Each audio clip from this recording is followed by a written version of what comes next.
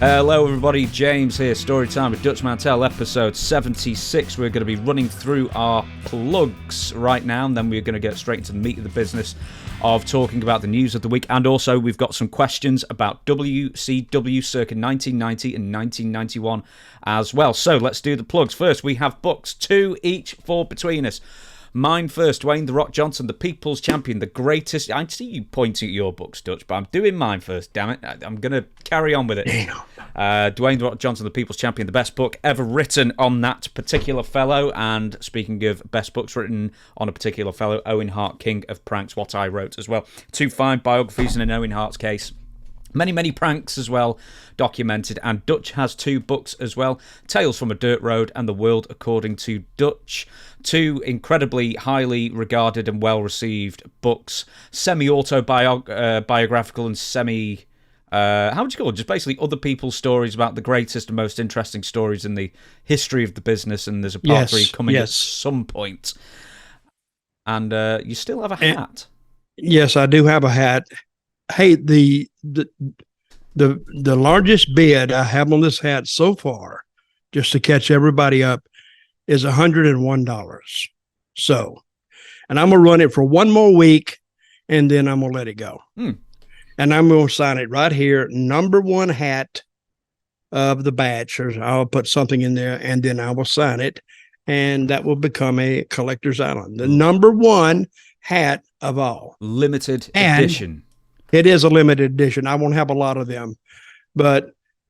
And James, you've been bitching for a year about my diploma from the University of Dutch. Mm-hmm.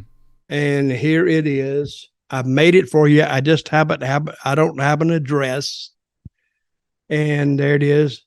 University of Dutch, a PhD in the wrestling arts is available, and you see I haven't signed it there yet, and I haven't. This is just a copy, but this is what it would look like, and it would look good hanging on your wall back there. You have any other diplomas back there? No, I do have no, not hanging there. I've got one somewhere. A wrestling diploma? Oh no, not a wrestling diploma. No, that's what I'm talking about. I'm an autodidact in that case. I'm self-taught. That's what I'm talking about. The University of Dutch. Where is it located? Are we saying San Juan? No. I'm an American. Oil Trough, Texas. It's sitting down there in the great state of Texas. Student loans are not accepted. That's a pretty good-looking diploma, wouldn't you say? I'd say. I'm going to have it hanging in my hanging on my wall in my new house when I move in now January. But yeah, it'll have pride of place. Hey, folks, before you got in here, I asked James, wait, hang on a minute. I'm dying here. I asked James, I said, what is the number 1 thing I need before I issue you a diploma? And you know what he said? Mm-hmm. Money. I said, no, I need your address. So to send anything, and I want you to know something. I don't know what it is about the UK. Their postal rates are insane. Oh, no. They're just crazy. For me to send that over there, you know what it'll cost me to send this over there? Go on. I don't know, not too much. And you just requested a boom arm for your microphone as well, so I've just said we'll do a straight trade in that case. You see how he is? Every time I say something, he counters with something else, so he can always have the upper hand, which is fine. Hey, a great diploma, folks. If you want it, drop me at Dirty Dutch Mantell with 2 L's at gmail.com, and I'll get back to you. I think it looks great. Of course, that's me, though. I have a couple more things to say. Of course, we are out every single Friday and every single Tuesday, 8 a.m. Eastern, with a brand new podcast. For this one, this is usually news and something bigger in the world that we decide to talk about, if it's TNA or WCW or whatever it may be. On the Tuesday episode, it is the fan questions. Do you know what? I think maybe this week was a record of the amount of questions we got in. I had to... It was, just dozens and dozens and dozens. It's constant at the moment. We're getting streams of questions in. We get to them. Any good ones? No. Questions for... Wait a minute. Any personal ones? Yeah. No, not really. The very occasional one. No one really writes me any questions for me. So they're mostly for you. And not very many personal well, ones. What I mean by personal questions is they ask about a certain talent or wrestler. Oh, personally, not like inside leg measurements or anything. See how you are. You're too much, I just man. don't know how personal you're asking.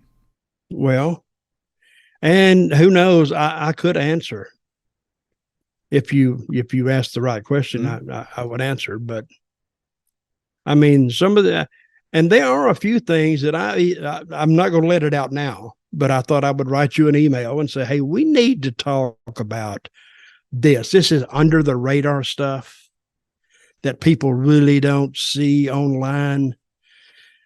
But here on Storytime with Dutch, that's our whole deal.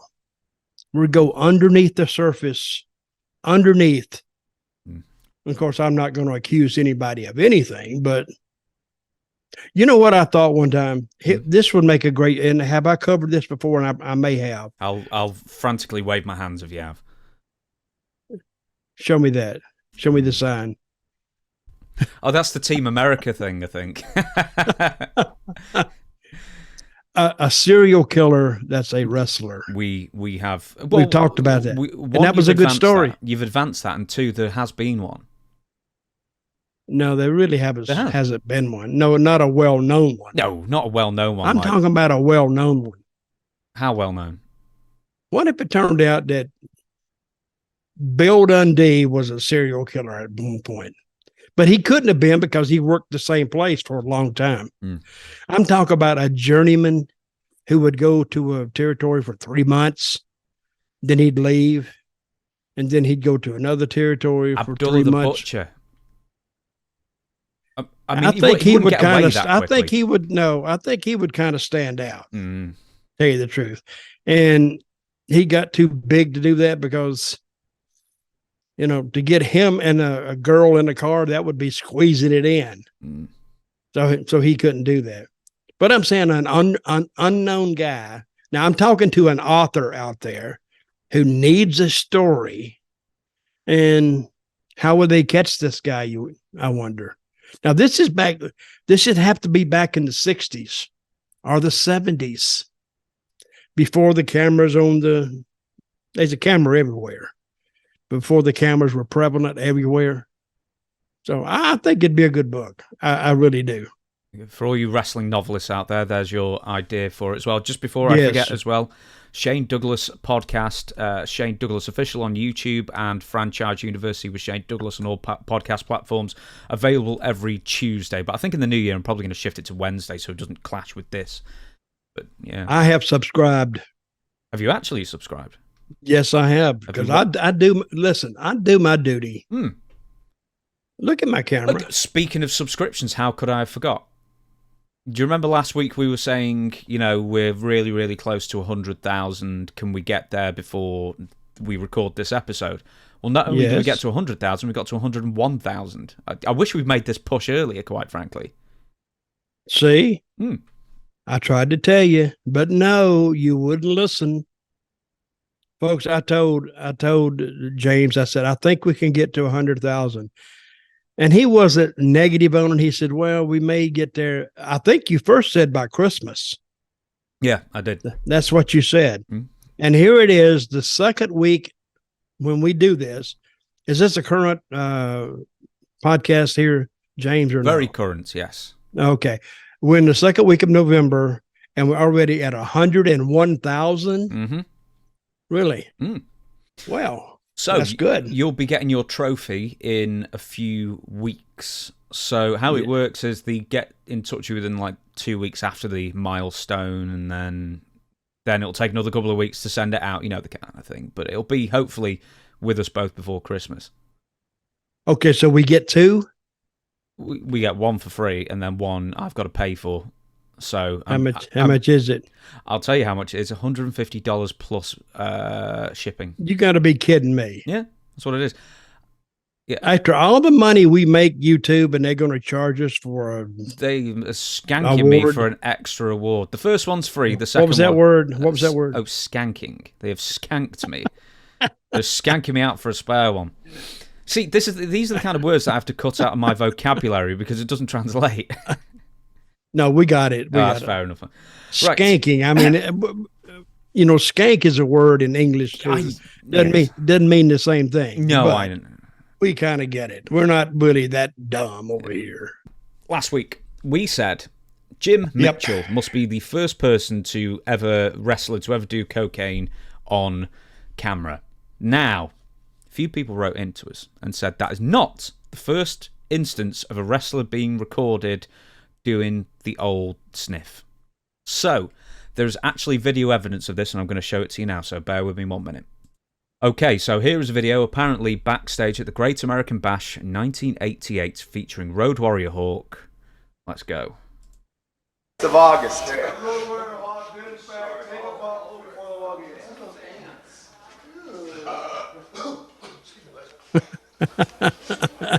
I do remember that. Oh, look, there's Lex Luger at the table there, wouldn't you know? Yeah, but I don't think that made air. I'm pretty sure it didn't. Anyway, there you go. I think he had... No, there you go. Yeah. So, apparently, that is the very first instance of that being filmed. Well, but the fans didn't see that, so that really doesn't count. No, it doesn't count in that sense. But I thought you'd like to see it. No, I did. That was great. Anyway, but that was what it was behind the scenes. So was cocaine? That's a genuine question. Was cocaine like genuinely prevalent behind the scenes? From when till when? I don't know. It was. I never really ran across cocaine till I'm a late bloomer. So some of those drugs I didn't run across other than the marijuana. I ran across cocaine, I guess, when I went to WCW. I ran across it then. And have I done cocaine? Are you going to ask me that? I was never going to be as impotent as to ask you anything like that, but... Well, I don't like cocaine. I did try it one time. I didn't like it. Never tried it again. Then I'm reading up on it. It only lasts, they said, for 15 minutes. I went, well, what the hell? But it only lasts that long. I mean, I want something that's going to stay with me a while. See, alcohol will stay with you a while. I don't like alcohol either. Actually, I don't do any drugs whatsoever now, other than what's prescribed to me by my doctor. And sometimes I think cocaine was a lot better than taking that crap. But yeah, I guess the first time I encountered it was in WCW at one of those late night 2 or 3 o'clock in the morning get-togethers that the guys should be getting their rest, but no, they're out partying and raising hell. And you ought to see them the next morning. They're all messed up. The hair's messed up, clothes all wrinkled up, and they're barely getting out of the hotel and getting into the car to go to the next town. It was a mess. So, but that was the first time I ran across it. Yeah, I was going to say, in the territories, I imagine it's probably too expensive back in the day, especially. So WCW or WWF, and that was about it, I imagine. Well, I guess. I don't know. Now, next.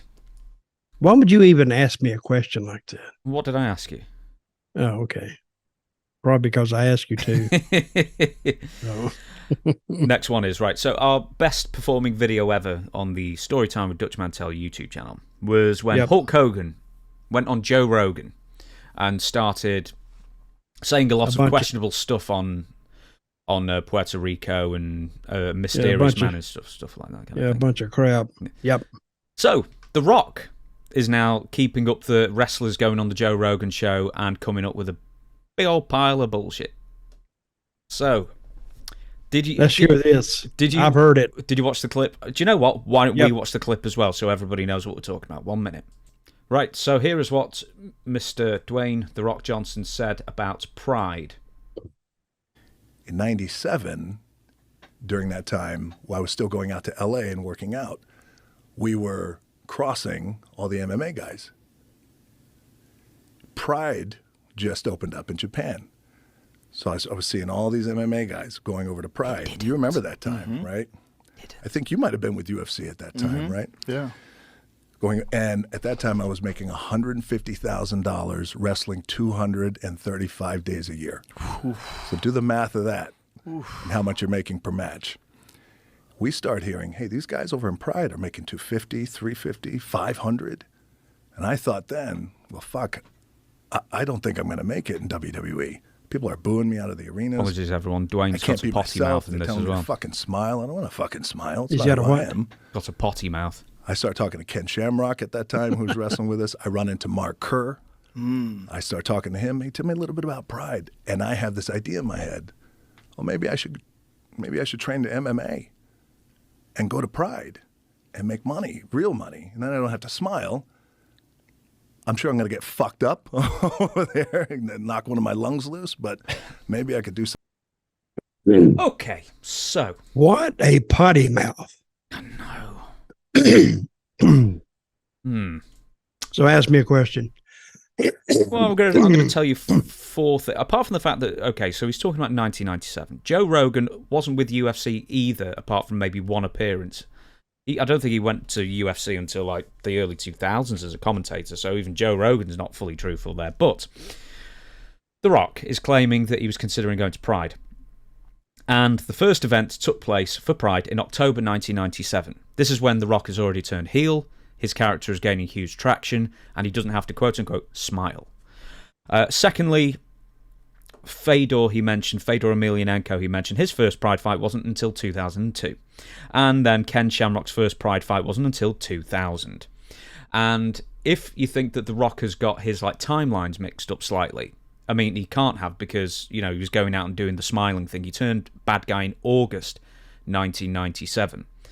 And then, as I say, his character started taking off. But he wouldn't have got mixed up by saying UFC instead, because UFC was dead on its arse in 97. That's why Ken Shamrock and others like Dan Severn and a host of other MMA guys were then doing pro wrestling to supplement their income, because there was no money in the game, at least in the US. So, having heard all that, what do you think? Well, I hate to say this, and I'm not a stickler on time restraints as you, but thinking about going to a shoot organization is one thing. Actually training and getting in an actual fight is something else. Now, I can't imagine The Rock versus Fedor. You ever seen that guy go? Oh, back in the day, yes, I have. Oh my God, he would have. He rips those guys a new butthole. See, I didn't say a-hole because I don't have a potty mouth like The Rock has, but yeah, it was. I would have to say I don't think there's no chance in hell that The Rock. He may think about going. But then you got to actually get in there and do something.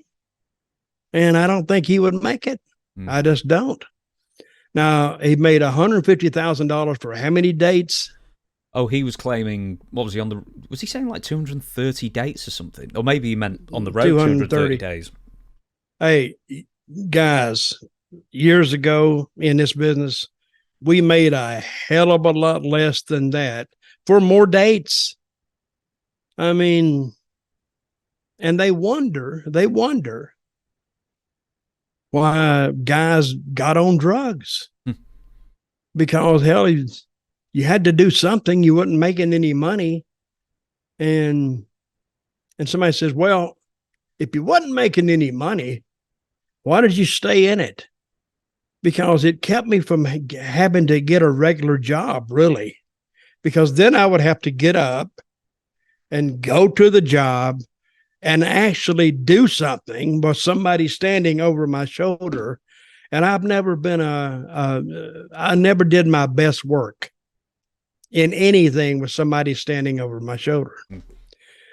But I kind of got off topic there. Well, and Rock told a very interesting story, but I don't ever think that Rock would have been a success in the WWE, because he couldn't do his interviews, he couldn't do his routine, and because he would be too busy getting punched in the mouth and getting up off his butt. So good story, though. I like the story. He does have an engaging way of telling a story, but if you really think back on the truthfulness of it, or the practicality of it, or the reality of it, I would have to say, no, I don't think it would have ever happened. As I say, and actually I never really do this, but I wrote a book on Dwayne "The Rock" Johnson, which involved a heck of a lot. Oh, you're a little biased. You're biased again with him. I would like to think I'm somewhat of an authority on the life of The Rock, even though I can't remember a damn thing I wrote in that book. But I did remember one thing. Sorry, it was years ago now. The Rock, or Dwayne Johnson, let's say, has nowhere near to the level of a Hulk Hogan or something like that, but he does exaggerate stories the further away he gets from the original timeline, essentially. And a good example is when he's talking about USWA and his time there, and he's talking about, man, I was there a year and they were paying me $40 a night, and then they were paying me $30 a night, then they were paying me a bag of balloons and a pencil a night, and it just gets more exaggerated. He was being overpaid. Yeah, well, I know you weren't there during the Flex Cavana days. You were there like a year later for the last of USWA. But I always thought that he always comes out with as well, that I noticed when researching that book, is the woe is me. I had to pick myself up off the ground and work away, which in a sense he did, but in a more real sense, when he started getting into wrestling, he had an in with, Pat Patterson through his dad, Rocky Johnson. Mm-hmm. Pat loved him immediately. He was given every single opportunity to get over.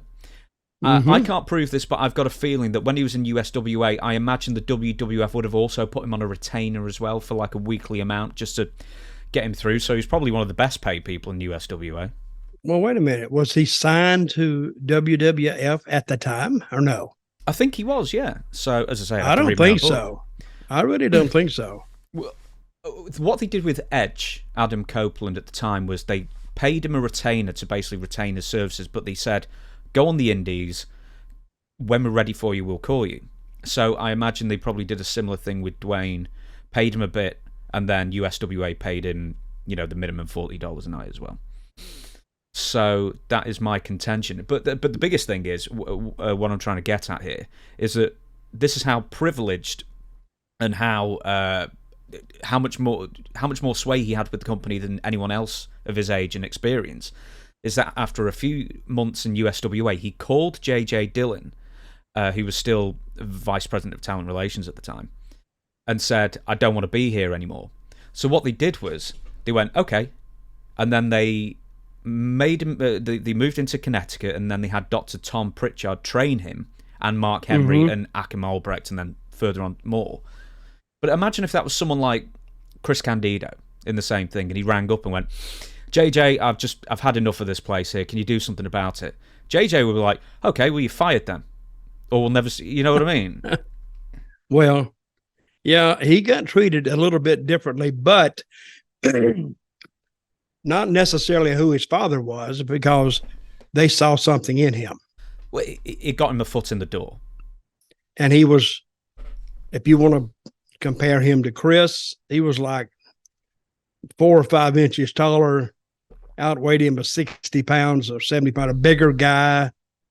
And he had a bigger pedigree because he played college football at the University of Miami. Plus, he had personality. Now, I don't know where they found this personality, but Rock had to show it to him at some point. So I guess he showed it to him, to Pat Patterson. And Pat was a pretty good judge of talent, a good judge of character. I rode with him, I bet, for 6 straight months in Florida. Entertaining guy. That was back in the CB days. That was like eons ago. But we used to talk to the truckers, and I would talk to them, and I would mess with them, and the Pat would laugh the whole way. Funny guy. Hang on a minute. Damn. I'm dying here. Yeah, I think we're both getting the same thing at the moment. Anyway, just to clarify, it's not that The Rock wasn't one of the greatest sports entertainers, pro wrestlers, workers that you'll ever find, but he does go on quite a lot about how hard he had it when he first got into wrestling. But it's like, dude, you're in USWA for 3 months. You learned a lot. Then you got preferential treatment because you got one-on-one training with Dr. Tom, and then you're going to be given 1,000 chances, and you were put on 150 grand out of the gate. So, you know, sometimes you just got to say, actually, WWF did me an absolute solid after absolute solid on that one, rather than the hard luck story. Okay, your contention is that he was given a guarantee out the gate. Yeah, $150,000. That you don't know that. Well, The Rock has said this. No, he said he was making $150,000 on 235 dates. That's what he made. Yeah. But that wasn't in USWA. I think he signed his contract the day of Survivor Series. And then still he was unhappy with $150,000 and he threatened to go to WCW. I can't remember who. I think it was Steve Lombardi actually talked him out of it and said, dude, just you're looking a gift horse in the mouth here. Just sign the damn paper. Mm-hmm. Yeah, I would advise him to stay in WWF. F2. Yeah, at that point. WCW with the NWO at that point would have never done anything with him. Anyway, let us move on. And goodness me, it's another video, and it's Gunther. And he has something to say about the Ultimate Warrior. So 1 minute. Okay, so here is Gunther and his little pal with two presenters on the bump. I've got to say, I've never watched an episode of this, so I don't know who the presenters are. That's Ludwig Kaiser, isn't it? Right, that's him. Here we go. Okay, well, let's take a look at our next Intercontinental Champion. One of the best ever, the Ultimate Warrior. You gotta love this guy, right, Gunther? Those are the real dark ages. Sports. Bodybuilders and Dark showman. ages? Yeah, look at that. Look at that. He's one of the best WWE superstars of all time. No, he's Oh, not. she's got an annoying voice, hasn't she? What don't you like about Warrior? He is a showman. He's not an athlete, not a professional wrestler. He's a showman. So now everybody knows why I had to be the one to keep this title for the longest time in history, to wash its reputation clean and set it to a new standard, because the man who beat the Honky Tonk Man, of course, in just a matter of seconds, and then you took care of that. So oh, there you go. Right, so Gunther is not a fan of the Ultimate Warrior as a Intercontinental First of all, that champion. woman's voice would cut glass. I would have to say, please, let the guy ask the questions. But anyway, hey, is that being what they call sexist? Yeah, probably, but who cares? Misogynist? Yeah, why not? I think it's Hey, being truthful.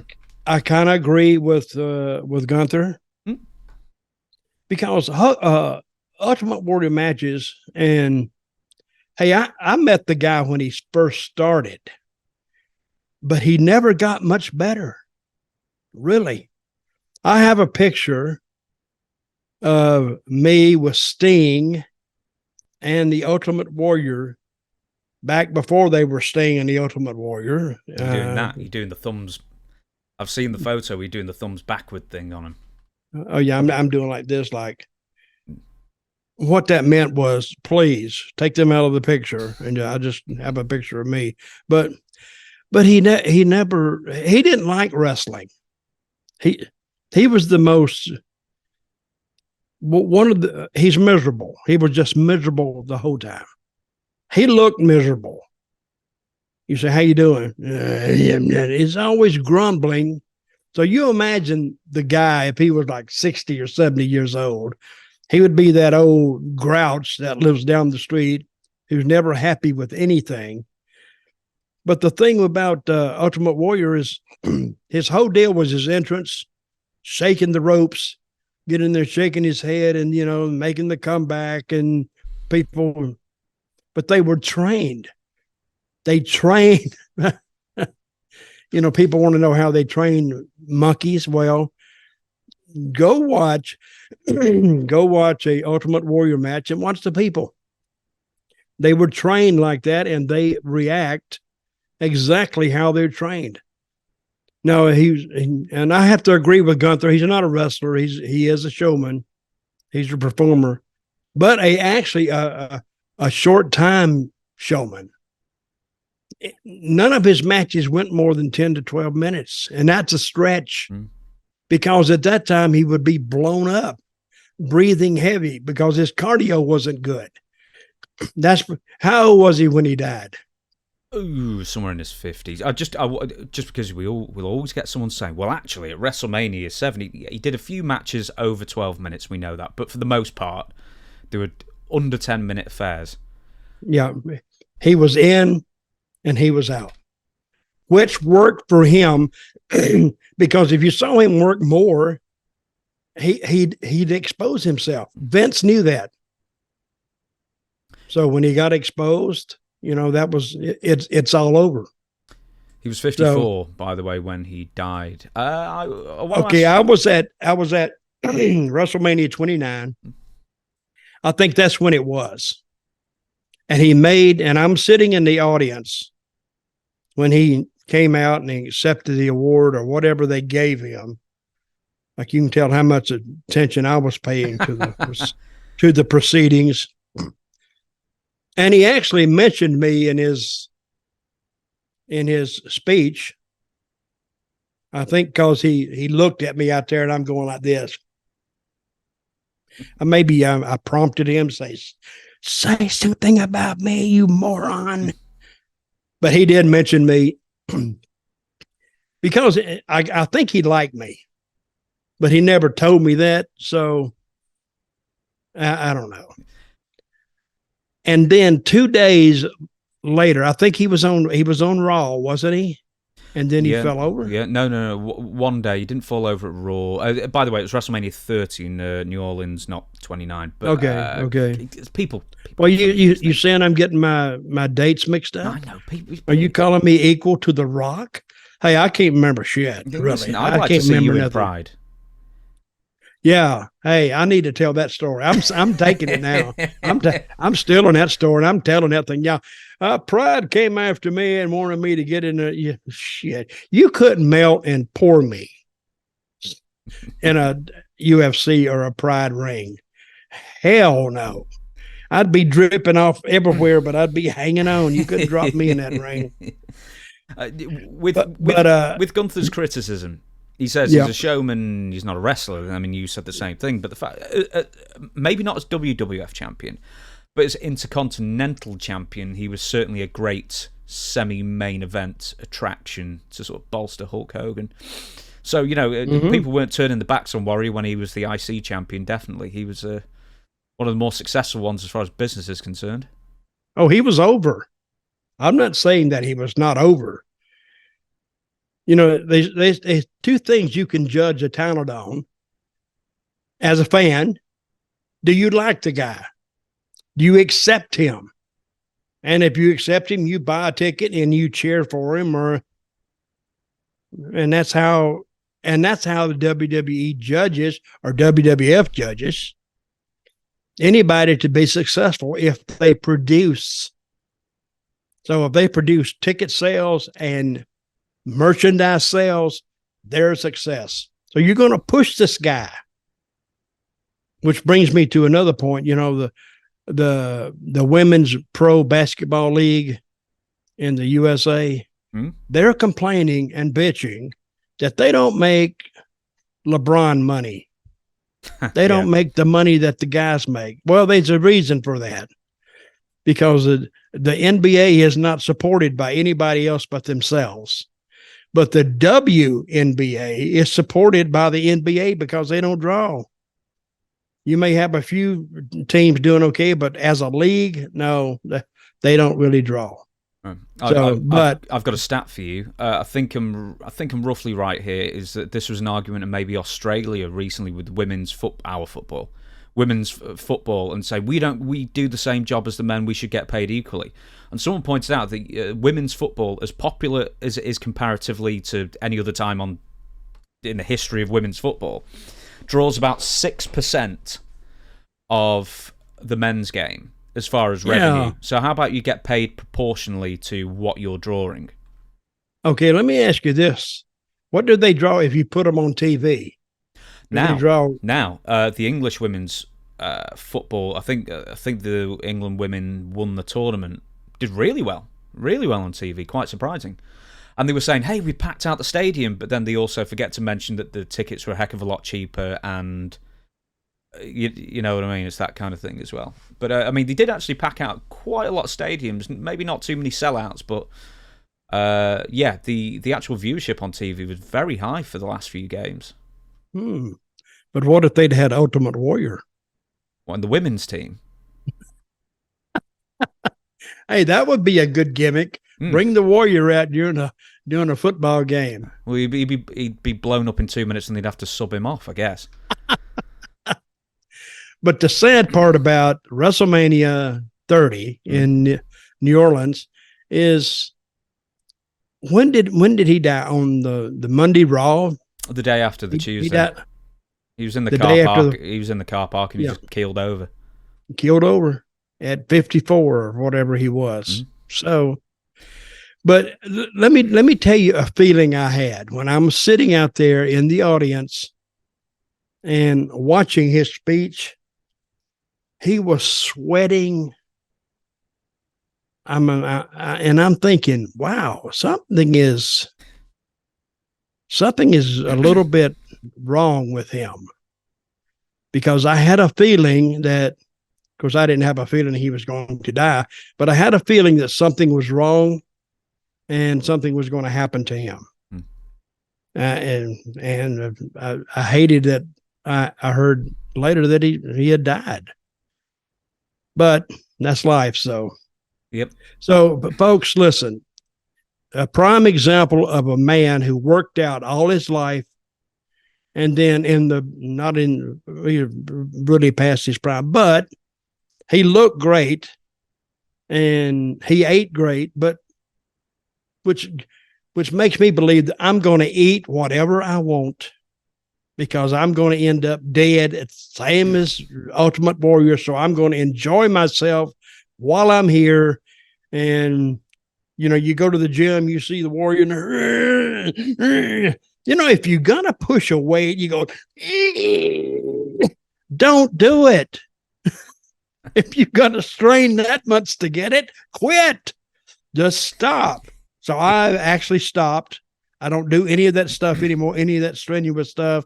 So, and I'm still alive. So let me ask you this. I want to pick up on something that you've said and I've heard many other times before, is that the Ultimate Warrior didn't care. But the fact is that with Ultimate Warrior, it seemed like, especially at least when it came to him and his intellectual property and the way he was booked and the way he wanted to be seen and by, you know, fans and all that kind of thing, is that he really cared, or like he maybe even cared too much. Because he cared about what? Just, well, let's say his gimmick. I mean, he sued WWE, like his booking. In fact, that's a perfect one, because he really seemed to care who he'd win and who he'd lose to all the time. So he obviously cared to a point. Well, he had sense enough to take care of himself, and if he went out there, this is if you say I'm a fan of Ultimate Warrior, and he goes out there and he gets beat, and I'm going, what? That's not supposed to happen. And I'm not mad. I'm befuddled. Like, what the hell happened to this guy if he just gets beat? Now, if it's an angle, it's something else, and you put a bunch of guys and you beat his butt up and you leave him laying. Yeah, that might get me to come back. But he wasn't a long-term angle guy. He was short-term. You put him on TV. And, of course, when you put him against Hulk or you put him against Randy Savage, and Randy carried him a hell of a lot more than Hulk did, because Hulk, for business, he carried him the best he could, but Hulk Hogan was never the worker that the Macho Man was. No. Never. So he's the type of guy that he's a booker's nightmare, to tell you the truth. And they may have put him out there and in short matches. You know why? because it was easier, because he could do those. Put him out there. You get a little heat. This is Ultimate Warrior's finish. If I'm the booker, I'm saying, go out there, I don't know, go 8 minutes, 9 minutes.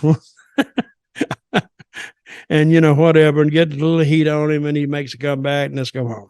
That's it. Now it's up to the talent to figure all that out. And this is where I'm going. I'm going out there on the stage or somewhere where I can see what's going on, and I watch the match. Of course, they've done it 1,000 times, and the people cheer when he goes out, and then he shakes the ropes, and he shakes his head, and then he gets a little, he gets a little steam on him, they call it, and then he starts hulking up, and then he makes his comeback. People get ready, boom, da boom, da boom, da boom, whatever his finish. What was his finish anyway? The Ultimate Warrior was like the military press slam, and then he bounced off the ropes and did a splash. Okay. And then he does that. 1, 2, 3, yay, yay. And then he'd run around the ring, and he's gone. So I'm glad you mentioned Randy Savage because it was his birth. As we record this yesterday, as this is released 2 days ago, so he would have been 71. But we talked about Savage last week. In fact, we'll talk about him again, I'm sure, in the near future. But for now, we're going to move on. And I'm sorry, audio listeners, this is going to be a visual one because I'm going to show Dutch a photo of Marty Jannetty's ankle. Now, Marty has had ankle issues for many, many years. I think Sean Waltman publicly attributed it to him missing out like loads and loads of eyelets, when he was doing up the laces on his boots, so he never had ankle support, and he's ruined his ankles, but or at least one, but probably both of them. But I'm going to show you a photo that Marty posted a few days ago as we record this. 1 minute. For the video viewers, if you want to skip seeing something really, really grim, then I suggest you look at the chapters and skip to the next section. Thank you. What the hell is that? Oh. Mm-hmm. Oh my God. That doesn't even look like a foot. No, it looks like 2 feet that have like been no kidding. Put in a Hadron Collider. What happened? Well, he just keeps getting like swellings and infections in his foot, I guess. Okay, wait a minute. When is that cut there? I think that's probably where they've opened it up. So, well, he's got stitches there. Wow. So let me read what it says here. What? Yeah. The Party with Marty train show has temporarily been derailed a couple of weeks ago. Our show's moderated, blah, blah, blah, film me walking with like nothing to it. This morning, my great friend, great world-renowned ankle specialist, doctors, whoever, has to walk in the room to see this. I already had my head down to hide the tears, and most gracefully he tried to work through it, but his eyes, I saw them, they were glazed over or glassed over. Horrible. I'm going to get rid of that. That is horrible. Because it's bumming me out just looking at it. Why did you show me that? Because it's I was having a good time till you showed me that. It's unreal, isn't it? Yeah, but did he break his foot or break his ankle or what? Just over the decades. No, he's just screwed his ankles up so much that he constantly... This isn't the first time, but this is the worst I've ever seen it. I didn't even know he had ankle problems. That's how well informed I am. But that's on the top of his foot. Mm. Oh my. Do you... I hate to say this, but I mean, maybe he should consider getting it amputated if it's that bad. I mean, would you? Well, if like your foot did that like once every year and it looks excruciatingly painful. Well, I don't know if I'd amputate it. That's a whole different story there. I mean, that takes a big decision to... But of course, if a doctor, if they suggest that to maybe save your life, that's a different story. But voluntarily amputating a foot, I don't know about that. I don't know about the people listening in, whether they would agree with that or not, because, my feet, I'm kind of fond of them, because they've been with me all this time, and they've taken every step of my journey with me. So getting rid of a foot, but that looks horrible. And Marty, I hate you're going through this. I hope you get better. Hope you got a great doctor. What hospital's he in? I would have to get the post back up, and I don't want to have to look at his leg again. Okay. Do you know, one of my friends gets gout occasionally, and that's like a swelling, isn't it? Like of the foot. Well, it's a swelling. I have it too sometimes. Yeah. It's like I had it not too long ago. That hurts. That looks like 1,000 gouts. Oh yeah, it is very, very painful. And when I get it, I get it like in my wrist sometime, and it hurts more than it swells. I mean, it is. You can't even hardly move it without hurting. Forget picking something up, because that's very, very painful. But that does look really, really bad. So I'm going to apologize for you, James, for putting that on screen for our viewers to see. And if you're just an audio visitor, consider yourself count lucky. your blessings. Count your blessings. Now, everybody that listens to this by audio, they're going to go to their computer as soon as they can and pull up a picture, and it is grim to see this. So, best wishes, Marty Jannetty, on that one. That looks absolutely terrible. We are going to move on. Vince McMahon being a TKO liability. Now, Vince McMahon has put up 30% of his TKO stock up for grabs, worth around $700. I put $700 here. I meant $700 million. McMahon did own 60% of all TKO stock, and since the announcement, TKO stock has dropped several dollars and has since yet to recover. Ari Emanuel and the first TKO SEC filing have mentioned Vince by name as a potential liability to the TKO company, and it seems Vince has the power to significantly impact the value of the company in more ways than one, not just selling stock in bulk, but also currently being investigated by the federal government for an as yet unknown reason. That's a lot to sort of digest there with Vince McMahon, but yeah, 30% and the stock's taken a hit. And what's stopping him selling the other 70%, I guess? I don't know. 30%, that leaves him 70%. But it keeps him involved, I would imagine. I don't know. Vince has been analyzed by more brilliant minds than me and you, James, and they can't quite figure him out. So, but I thought somewhat along the way that Vince would become a liability to them, and they had the business sense to try to slow him down, stop him, which they have actually done, cost them a lot of money, but they did it. So I guess we can put aside the creative concerns that people had about Vince even being close to creative, because the train continues to leave the station at WWE Central, and it's actually bringing some pretty good stuff with it. So let's see if WWE can continue to grow, because the WWE product right now that they're putting out, and I hate to sound like Meltzer and the product and all this, but what they're putting out now is actually pretty good.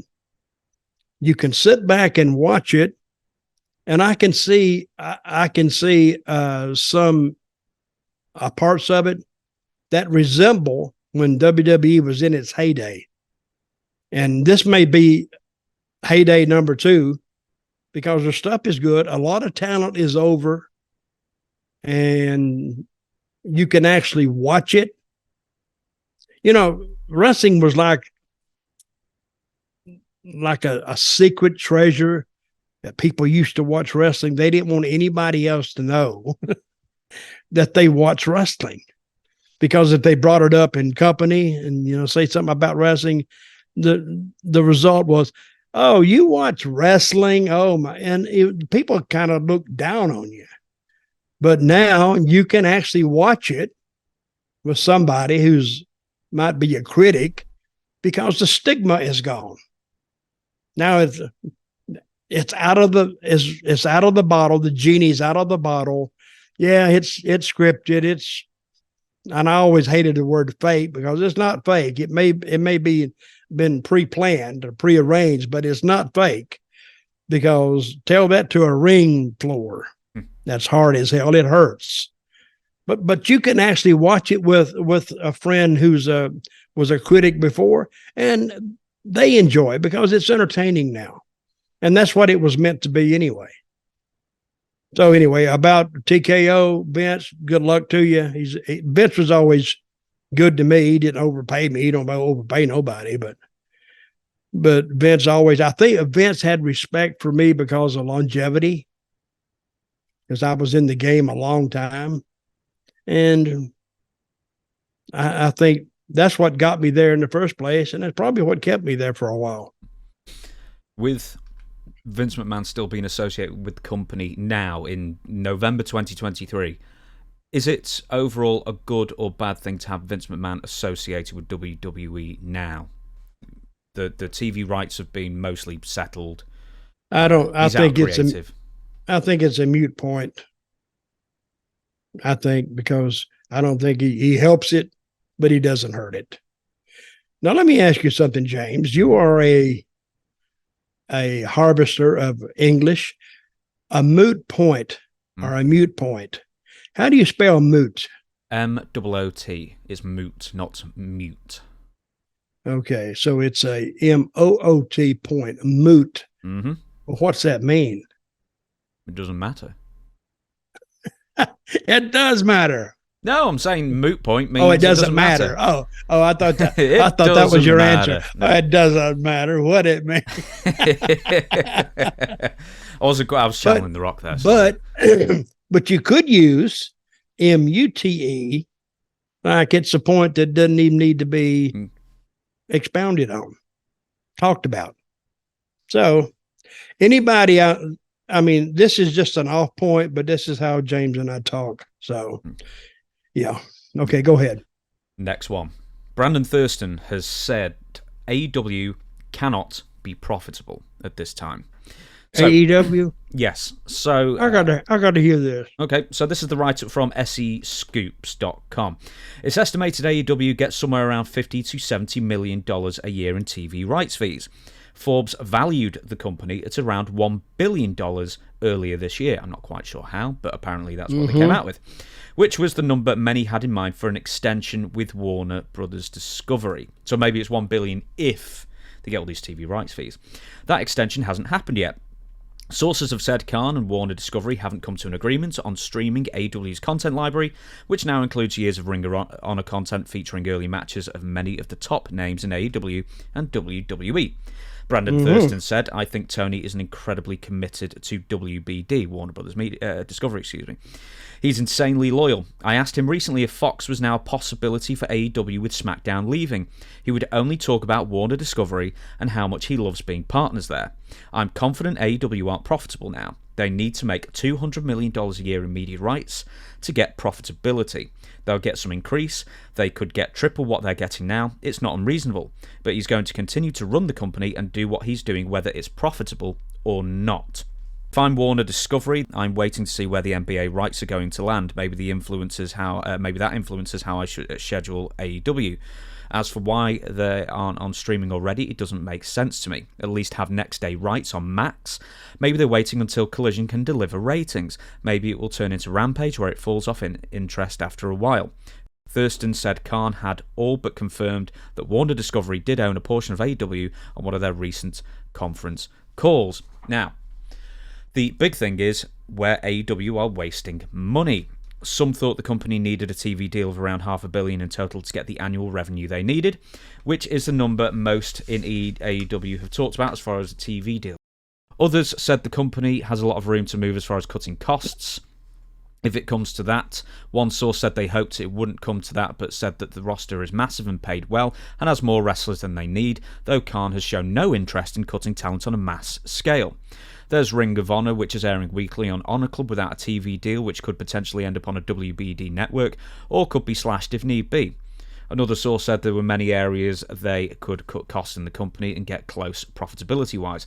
They mentioned travel and that the number of AEW wrestlers and staff flying first class is much higher than in WWE, which I didn't know, which is only a handful.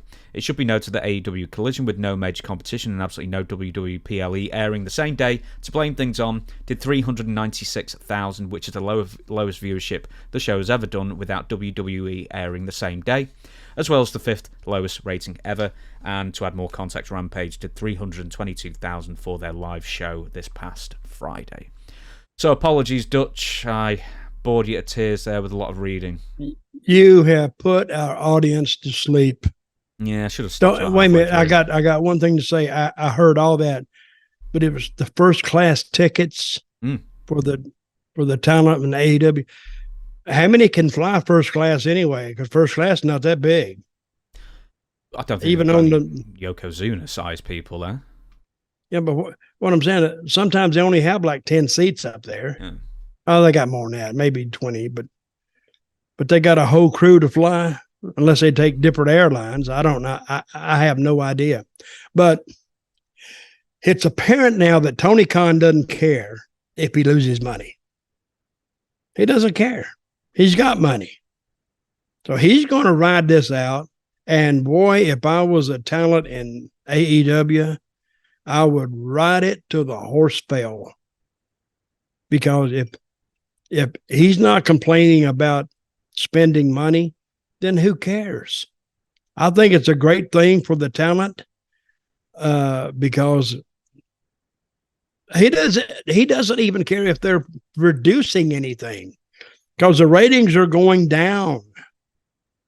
You know, usually you get rewarded when you get the ratings up, but they're dropping. But they're not dropping because of the talent. They're dropping because of the way they're booked. Tony doesn't book. He books matches like he's a 12-year-old kid playing with the little toy soldiers. I mean, I hate to say that, but I think what he's interested in is not what wrestling fans as a whole are interested in. Because his stories, and they started telling one with this guy wearing a mask or whatever that looks like, I don't know, some kind of devil, I guess. But at least they're telling somewhat of a story, and they are getting a little bit of interest on that, like who it is. So it's apparent that Tony Khan books for himself, doesn't really book for ratings because the ratings are going down. But I don't think he might give lip service to that, the ratings, but I don't think he does, because to me, he just spending money on top of money. And you mentioned it yourself in reading that article. He has way more talent than he needs. He's doing 3 TV shows, and unless he has help on that, he's well past the burnout cycle, because it all runs together. I think the most that I could do, and I'm a genius sometimes, the most I could do is one show. I need to concentrate on one show. It's like a Hollywood writer writing 2 movies at the same time. You got to write one. You got to concentrate on one. You can't concentrate on 2, because then the workload gets too heavy. Your thinking gets too convoluted, and you can't concentrate. So I think he would be better just having one show and trying to tell a story and cutting the roster down. And I know AEW talent, they don't want to hear that because they're getting paid to sit at home. So I would like to do that too. I like to sit at home. You do get paid to sit at home. Stop it. You don't know what else I do, James. You don't know about my truck route. You don't know that, do you? And my paper route too. I get up every morning, throw some papers at the. That has come as a surprise. Well, I'm actually having to throw internet news. But anyway, talking about Tony, hey, more power to him. If he can do it, do it. And if the talent wants to sit there, do it. Sit there and make as much money as you can. and they're still allowed to make independent shots. Mm-hmm. So it's like sitting here doing the same thing I was doing before AEW came along, doing independent bookings, and I'm getting a check like every other week for, I don't know, whatever amount it is. That's just like free money. It's like it's falling out of the sky and I got it. And if he doesn't book you, he doesn't see you. Let me ask you this. Do all the talent go to TV or no? Ooh, I'd imagine no. Because, I mean, WCW used to do that. For like 300 talents they had under contract at one point. They used to send every single one of them a ticket. And for the most part, I don't think they'd go. And then some people who would go, like high-priced people like Bret Hart, let's say, for example, they fly in first class all over the country, all over North America. And then they just say, no, we don't need you tonight. It's like, great. So he got paid thousands and thousands. Well, WWE every week. did that too. They would have everybody show up for TV, just in case they needed them. But I don't know. I think Tony just needs to. I mean, he can do what he wants to do. It's his money. But I think if you put all the talent in the building, it gets very crowded. And when it's very crowded, it's hard to find people. You don't know where they are. They could be out sitting on the other end of the Coliseum or the arena that you're in. But the upside to it is you have a lot of people to go look. Say, go find him. Now, I'm going to pick up on two things here, then I'm going to move on. $1 billion valuation made by one guy at Forbes, apparently. Yep. How can they arrive at a valuation of $1 billion on a company that's losing money? Well, how does he know they're losing money? Now, this is Brandon Thurston who's come up with this, saying he's losing money. Brandon Thurston. Yeah, so he's like a statistician for pro wrestling. So this is crap. Never trust a statistician. So, you know who he's good friends with, right? Dave Meltzer? Yeah. Yeah. You need to stop bad-mouthing Meltzer, really. You need to stop it right now. No, I'll stop it right now. I promise. Okay, don't you say one word about him. He's he's done very much a lot of good work, I think, as far as stats and stuff like that. And he says that basically the company must be losing money with the amount of roster that they've got on. So how do you get to $1 billion plus a valuation of a company that's losing money? Well, I have no idea because I'm not a statistician, nor am I an accountant. Hell, I can't even keep track of my PayPal account, let alone trying to keep account of anything nearing $1 billion. So what are these TV contracts? How much are they worth? Well, some people have said that come the next cycle next year, they'd be doing really well to get something in the range of like 150 million a year for the rights fees to 200 million a year for the rights fees. For all of it? Yeah, for all three shows. Yeah. That's not very good. You know? Well, they should get the ratings up then. Be worth more. Yeah. Especially with the ratings stagnated where they are. And by that time, they could be even lower. Believe me. You ever heard the saying, it can't get any worse? Believe me, it can get worse. Hey, I remember the first time I was in TNA, and the first time we got our viewership numbers, I thought they were pretty good, really, for just starting out. And we were on like Fox, S1 or some. Oh, right. So this wasn't the pay-per-view days. This is actually when you got onto TV. It's like Fox Net. Yeah. Yeah, whatever it was. And they said it was like 300,000 people. Well, I thought that was pretty good, really, considering that how many people actually could find that channel. You know, they acted like damn Pearl Harbor hit. They were sitting there, oh my God, this is like the worst thing in the world. I went, I don't get it. You got to start somewhere. And then they steadily climbed to where we're getting over 1 million a week to watch the show. But they were judging success by what WWE was doing. Of course, they were doing like 4 million, 5 million, but it was a different era. And we were doing $1 million. Well, we're not going to do 4 million. We're not going to do 5 million. We're not going to do that. Now, I may have that wrong, but they were doing a lot more than what TNA was doing. And I didn't try to tell them anything. I just sat back and listened, because my advice they wouldn't have liked. And I was saying, what I wanted to say was, they had to start somewhere too. And they got like a 50-year head start on us. So we got to start somewhere, and let's start building and building and building. And then when we added the girls, it went up to like $1.5 million or $1.7 million, something.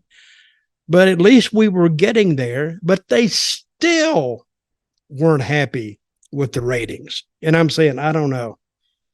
I think if we beat them one week, they would, and they celebrate. But then the next week, when WWE jumped back on top, they'd fall back in that depression mode. Guys, be happy with what you got, because you're not losing money.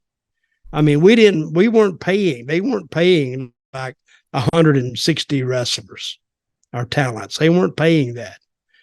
But nothing, it almost got to the point, it didn't matter what you did, they still weren't going to be happy with it.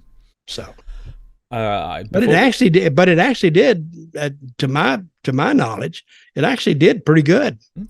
Before we get off this and move on to something else in a minute, okay, we've already said that the roster's too bloated. Everyone on Earth has said that the roster's too bloated. You're paying far too many people. So, aside from cutting the roster, so that's a given. Aside from cutting the roster, what would you do as far as cutting costs? Would you cut down on production? Do you cut down on live shows and do more tape shows? What would you do? Well, I don't know if they're probably making a little money on live shows, probably a little bit, but you still got to fly them there. You still got to put them up. Are they paying for hotels too? Most likely, I imagine. But the thing is that, what does like one live show taping cost? Because you've got an arena to rent, you've got all the production, so it's got to be hundreds of thousands per. No per kidding. record. Just setting up the lights is probably $100,000, $80,000. It used to be $60,000 20 years ago to set up a lighting, grid, and it still looks bad. Still looks bad. The lighting for a WWE show, well over $100,000, probably $150,000 for that lighting.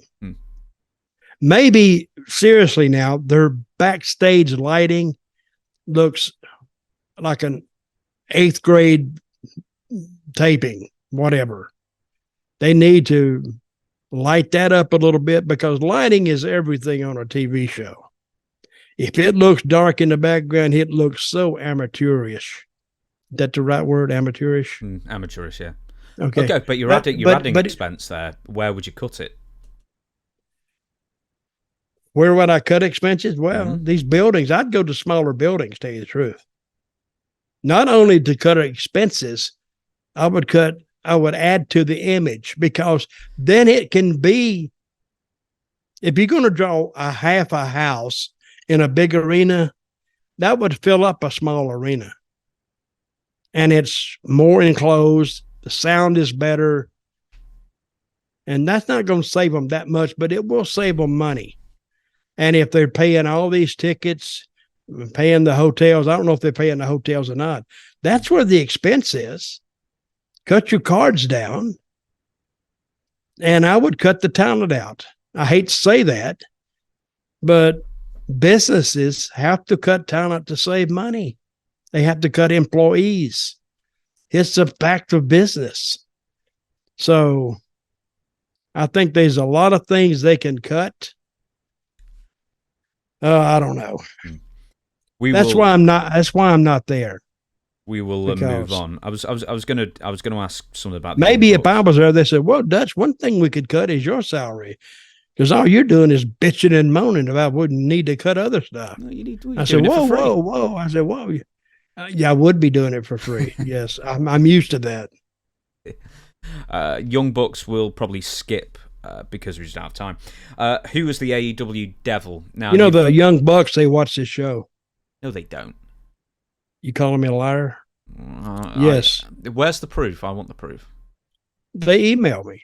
No, did they? No. Yes. I didn't tell you this. No. I'll tell you after we get off the air. All right. Okay then. Well, we might as well talk about the Young Bucks then. Now, this isn't a knock on the Young Bucks at all, actually. So last year, when AEW was in Los Angeles, hometown wrestlers, the Young Bucks, took on Penta and Phoenix on Rampage, and they drew 7,540 for a Rampage, taping that they were main eventing. This year, with Dynamite going into Los Angeles, the Young Bucks weren't even announced for the card until a day prior, and then they were going to wrestle Penta and Phoenix again, but Phoenix wasn't cleared, so Commander took his place, and tickets sold for the show as of Tuesday, so obviously they had a day and a half to sell more tickets, was around 3,300. I don't know about last-minute purchases and walk-up at this time, but it couldn't have been more than 4,000. So why the Young Bucks? They are the hometown guys. They are a draw in their hometown. Why would you not put them on the show until last minute and give them no advance notice? That's a good question. That's called promoting. You know, if you're going to run a concert, wouldn't you advance it? Wouldn't you advertise it months out? And so everybody knows. And if you have a special band coming in that means something to the area, wouldn't they be one of your main promotional gimmicks to get people into the building? That goes against every rule of promoting ever. Promoting 101. Let the people know who's coming. So if they're that over in that area, yeah, that would have been the first names I would put on the card or the poster or whatever they let out to advertise the show. That's why. How long have I said that Tony needs to be, I said that he needs to be the boss. He needs to be the booker, which he is the booker. But who is in charge of promoting? That's not Tony.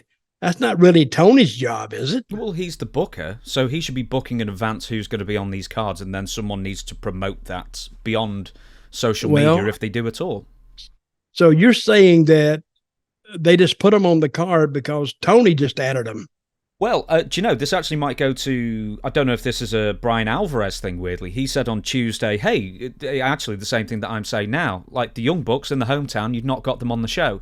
And then mysteriously, a couple of hours after they produced that show, the Young Bucks were added, but they were very much a last-second addition, when, quite frankly, they should have been the main event.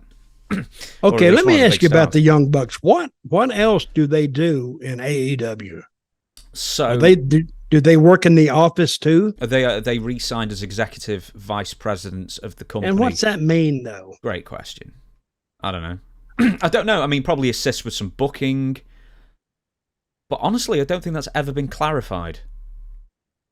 I mean, I know they're executive vice presidents. But they disappeared in 2023. They've not really been on AEW television that much this year. They're not on the witness protection. When I was watching AEW Rampage, that's on Friday night, right? Mm-hmm.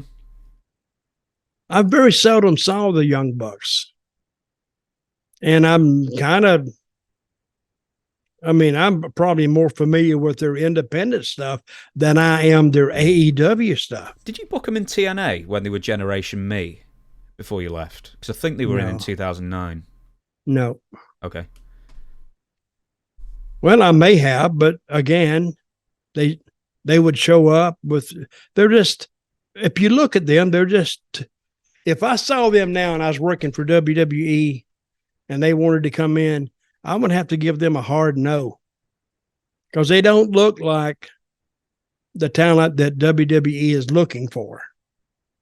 They're looking for people that look different. The Young Bucks don't look different. They actually look like a leftover, high school dropout with long hair. They're they have their little following, I guess, but I don't think it's not enough to sell a building out. And they do some great stuff.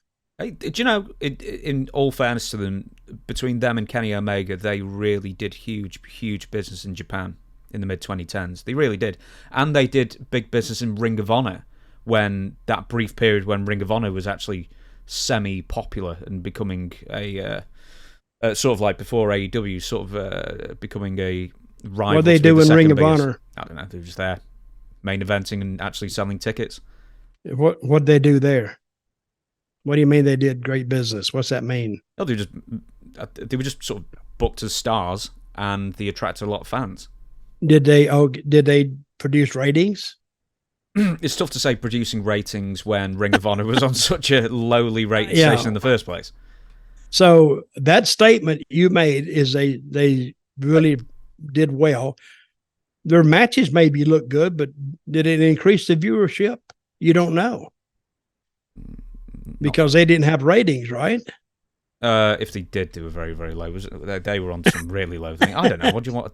What do you want from me? Oh, I'm just saying that if WWE would not book those guys, but AEW aren't booking them that often either. That's the funny thing. Well, even maybe though they're EVPs. Maybe Tony is. Tony is looking after his promotion. But I think if you got these guys, executive vice presidents, I think their look needs updating, really updating, and they can make it work because those guys have some personality. So if they would take that personality, and I think cut the hair, kind of get within the, it's short hair is, I guess, the rage now, but at least look like some of the, if you want to have a bunch of long-haired leftover hippies who's 40 years out of date flooding the arena, well, you can have them looking like you. But I'm thinking the way they look now, they work great. I mean, nothing wrong with their work. It's their look. It's their presentation. So, and this is not a slam on the Young Bucks, because I'm sure the Young Bucks will see this and say, what the hell is he talking about? Big fat bastard. Hey, don't call me fat. Stop that. You can call me a bastard. Don't call me. But I don't think they're ratings kings. I just don't. Well, moving on, sticking with AEW, who is the AEW Devil? So as MJF was once fond of saying nobody is on the level of the Devil, now a bunch of anonymous thugs have been attacking AEW wrestlers, apparently with their eye on MJF, with one of them wearing a devil mask. There have been a lot of theories, from MJF to Adam Cole, working an injury to CM Punk, secretly returning, fueled further by Punk posting a story on his Instagram from when he dressed up as a devil in a WWE vignette many years ago. It's been said that the person playing the devil has not been interchangeable, and it's been the person who will be revealed eventually the entire time. So it's not like, you have just a masked man and then whoever it is just fills the suit until it's ready for the reveal. Apparently it's been the same person the entire time. So who do you think the devil could be? Okay, who's MJF's former partner? Adam Cole. He's out injured with what we at least think is a devastatingly real ankle injury. He fits perfect. Mm-hmm. Because he's out. He can't do anything right now. So do something with him. Do that vignettes. And this is what I've been complaining about. Tony Khan, he doesn't tell stories, but now he's telling a story. At least the people are talking about who is the devil. And I bet it's, what's the guy's name? Is Adam Coleman? Yep. Well, Cole, not Coleman. Adam Cole. I think it would fit him, because when he pulled it off, that would surprise everybody.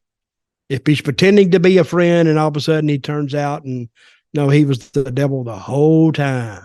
Yeah. See, now he's insidious and he's cunning and he's unique, and I think that might work for him. Couple more. So who do you think it is? Well, a couple more names is Roderick Strong, Jack Perry, Dolph Who's that? Ziggler. Perry might work. Yeah, Jungle Boy, Jack Perry's been off for a while. If the theory is true that it has been the same person under the mask the entire time. I mean, it could be MJF. It could well be Jungle Boy. I doubt it would be Adam Cole. And Roderick Strong would just be too boring. But it could also be one of the WWE cast-offs. Like... it won't make sense, though. Yeah, like Mustafa Ali or Dolph Ziggler or something. Like who that. cares? Nobody. No. Dolph Ziggler, they don't need to bring him in under the mask. They just need to bring him in by himself and let Dolph Ziggler give him his real name, and he's there. He would make more sense as himself under another name. But the Adam Cole under the mask, he's hurt right now. It makes sense. So when he comes back, hey, what if it's MJF himself? Could well be. And he's attacking himself. Now that's the story. But my guess on I didn't even think about it. Adam Cole. That's what I'm saying. Self-flagellation. MJF. That could be quite the gimmick. That would be good. Yes. See, now that's very good intensive thinking. That's what creative needs, to sit around and just bullshit like this. And in throwing ideas like this back and forth, that's how creative works. Mm-hmm. Now, I'm actually going to leave. There was one more thing I was going to ask you about 5-star match and stuff. I'm going to save that till next week. I want to talk about, for the remainder of our time on this podcast, WCW again. We started a month ago, and I asked a few questions about WCW when you first signed up and some of the people you worked with at the time. And then just before we... I think yesterday, as we record this, I just wrote, hey, we're going to be doing some WCW 1990, 1991 circa questions, and would you like to submit some? A lot of people have. In fact, actually, most people actually wrote about the photo that I accompanied with the question, and the photo was of your trading card, WCW trading card in, must have been 1991. So, yeah.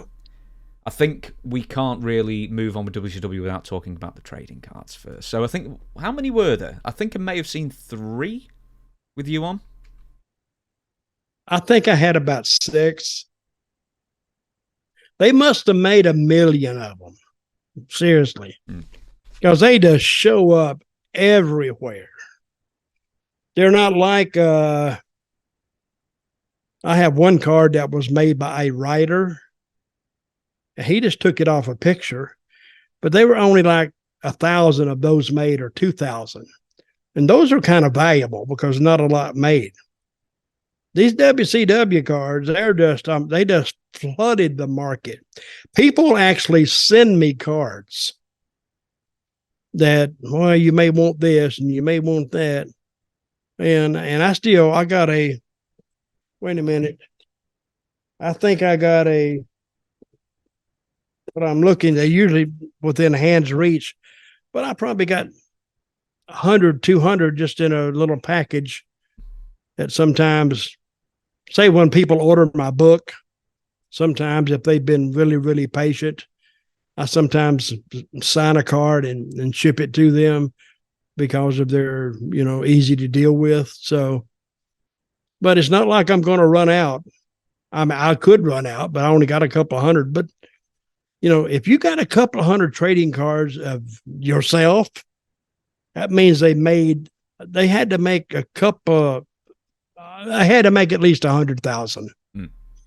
So, well, that's what I got. So this fan, Red Fox Punks, wrote in. So many people wrote in about the cards, actually, but says, what did Dutch think of his WCW trading cards when I was a kid? I was like, who is this hairy bastard? Hairy bastard. Mm-hmm. Now, what a choice of words.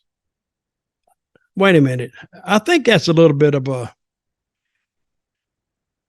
it's... The Dutch Mantell podcast has been cancelled. What is discrimination toward hairy people? What is that called? I don't know. Hirsutism.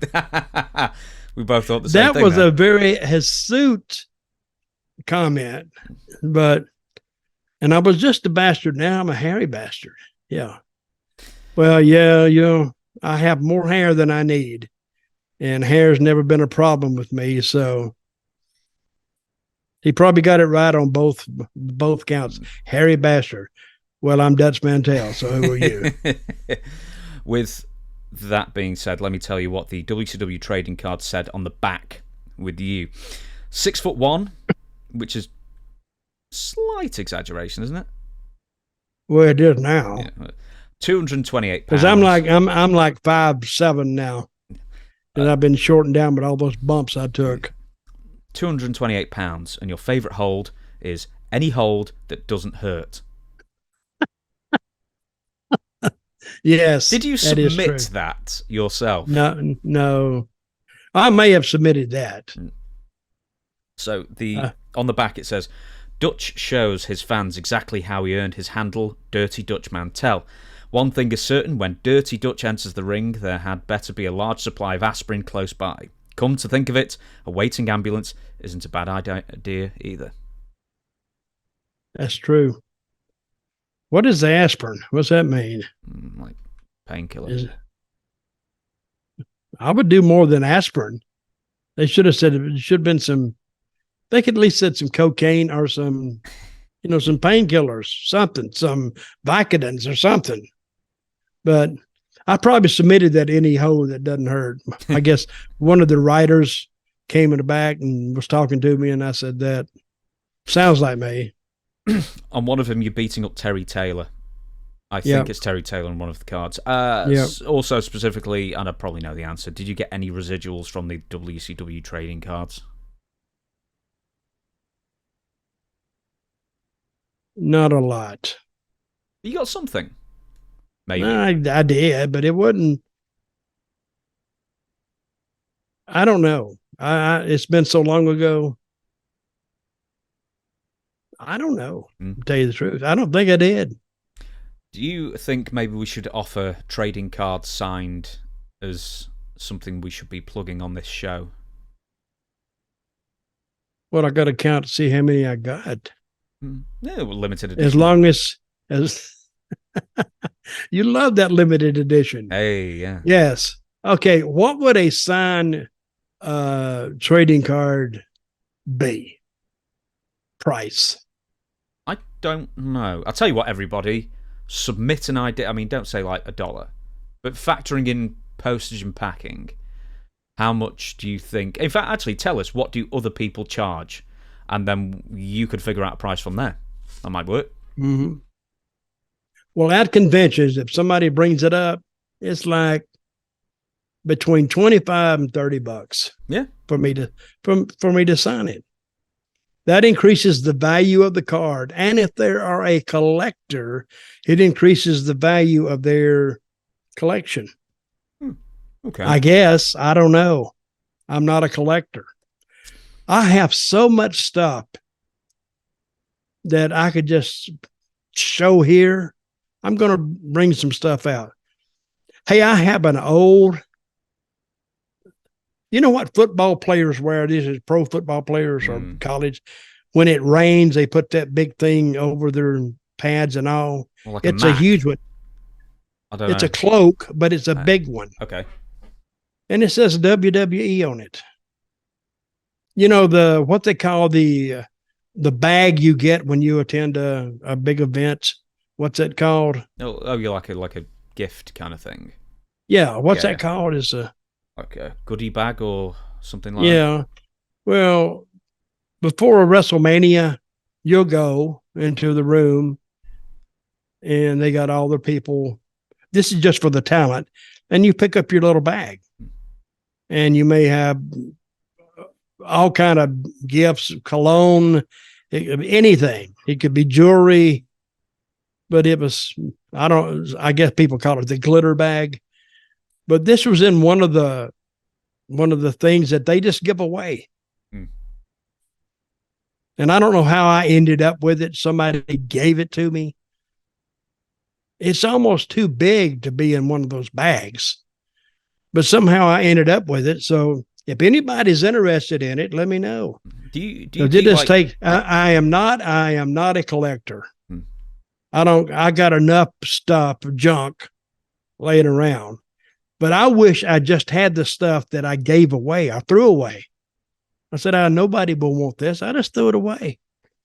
And how I wish I had that stuff back now.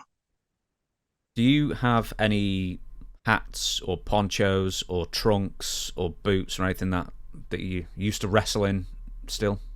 Maybe. I don't know where they would be, but they may be in a trunk packed away because I had nowhere else to put. But let me check. I got a bunch of stuff. Do you know who Carl and Hildenberg are? Hildenberg? Yeah. No. Well, that was a company. I think they're still in business. They made wrestling attire. They made tights, and they made tops, and they made trunks, and they made jackets, and that was their business. This is 50 years ago. This is where I ordered my trunks the first time. Now they have like people that just specialize in that. But this Carl and Hildenberg, I still have one of their brochures. And you should look at it. But it is a collector's item. And if anybody knows what I'm talking about, it's at least 50 years old. Maybe even more. I don't think it can be 60 because I don't even think the company was there. But I think the company's still in business somewhere in Ohio. You never heard of that, did you? No. You should take a photo. See how? Listen. Okay, if I gotta find it first. But you see what education you get here, James? Free. You get a first-class education in wrestling stuff. You don't get it in anything else. But I'm going to find that and see if anybody's interested in it. Yeah, because it is a collector's item. Now, we shall move on. This is WCW early 1990 when you came, and the first mention of you returning to WCW was to announce that you and Tommy Rich were going to face Buzz Sawyer and the Great Muta, which never happened because the Great Muta ended up leaving before you actually even turned up to the company. You know why he left? I don't know. Because I told him I was going to beat the shit out of him. And he said, screw it, I'm going back in Japan. So he left. I don't blame him as well. I mean, considering that your favourite hold is any hold that doesn't hurt, he obviously heard of your reputation. Who was booking at the time when you went into WCW? Well, I had to force him to book me. Ole was booking. And I told you how I got booked, right? I've told you that. Oh, yeah. You were threatened to sue them. Yeah, I threatened to sue them. And that Jim Hurd said, what a doofus he was. I don't know how he got the job, and I don't know how Ted Turner would even allow him to have the job because he was wrestling illiterate. He just knew that they did a decent rating, didn't know why. Of course, he doesn't have to know why. He just got to be the executive over it and leave that to the people who know what they're doing. But he wanted to get into it, and he actually had a match he wanted to book, and it was some god-awful match. I forgot what it was. It never got booked. It was, I'm going to look that up, see what match he actually wanted to book, but it was horrible. And, of course, Meltzer would know. Meltzer knows everything. But Jim Hurd didn't have one clue about how to run a wrestling company. Because he came, you know what business he came from, right? Well, yeah, Pizza Hut. He was in the pizza business. And that's a lot different. And I don't know how. Now you tell me, how could he get a job running a TV operation with a pizza background? When you signed your contract, did you get a free side of garlic bread? I did. And some iced tea. Yes, look at the benefits. Unsweetened. See? Yeah. I get all the perks, but that's how I got booked there. Were you ever not party to? Because I know you didn't do any booking at WCW, but did you ever experience any of the booking committees, specifically the ones headed by Ric Flair, and then he would have people like Jim Cornette, Jim Ross, Kevin Sullivan, Eddie Gilbert under him, that kind of thing? No. And I'm glad. Because I hate booking committees. I hate too many collective minds at one time. You need 3 or 4, and then some assistants. 3 or 4 people who know what they're doing, and go from there. I think less is more, because you get more information with the people that are informed, and Ric Flair heading a creative team is useless. He can't even remember his name, let alone how to figure out how to book cards. Cornette was okay. Eddie Gilbert was okay. Who else was on it? Kevin Sullivan's okay. Jim Ross was on the committee. Jim Ross because he has seen it all. But just because you've seen it all, again, doesn't mean you know it all. Sometimes the greatest bookers were the ones who never did anything before, and all of a sudden got a chance to do it, and all of a sudden they proved they could do it. See, in WCW, this is how it worked. People rose to their level of incompetence. Make sense? Oh, yeah. Just because you can sell pizzas doesn't mean you can run a TV wrestling company. Because he rose up all of a sudden, and he was fine where he was, and then they brought him up, and then he failed. What other WCW incompetence was there going at this time? Because I think this was the time where, at least in an office capacity, you couldn't say anything to anybody else. You had to fax it to them, so there was like a written record. So pretty much nothing would ever get done. But as far as day to day, yeah. Hey, I just went to the TVs and I went back on the road. That was it. That's all I really wanted to do. And they worked me to death on that. It was 7 days a week, believe me. And I've said this before.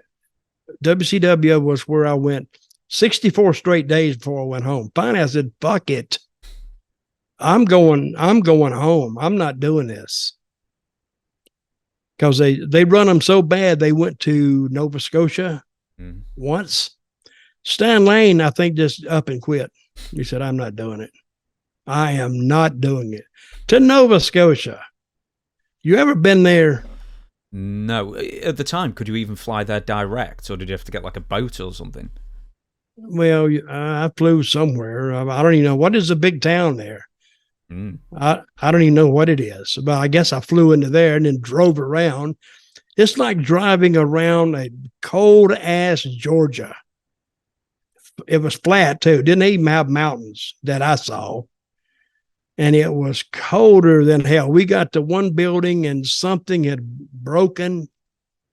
I think it was they had heated by gas or something. It broken, and we got to the building. Oh, they canceled the show, and it was. I didn't hate it, but it was. I hate cold weather anyway. But I went to some crazy places, and that was one of them. Sticking with Flair, and I believe that he actually sent in his resignation to Jim Herd fairly early in 1990, citing Herd's constant changing of approved booking direction after the fact. So, before I continue with this, actually, were you aware, purely as talent at that time, that Jim Herd was sticking his oar in, creatively speaking, at this time? Sticking his what in? His oar. I'd heard that. Because I brought it up. He wanted to book some crazy match that it never made air, and Flair, I guess he took as much as he could take.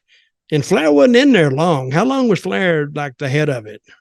Yeah, well, it was a revolving door at that point. But yes, I think the actual ratings climbed a bit while Ric Flair was in charge, but then Jim Herd got involved and then Rick just quit. And Ric Flair ends up refusing to drop the world title to US champion Lex Luger on March 23rd, 1990 at the Chicago UIC Pavilion.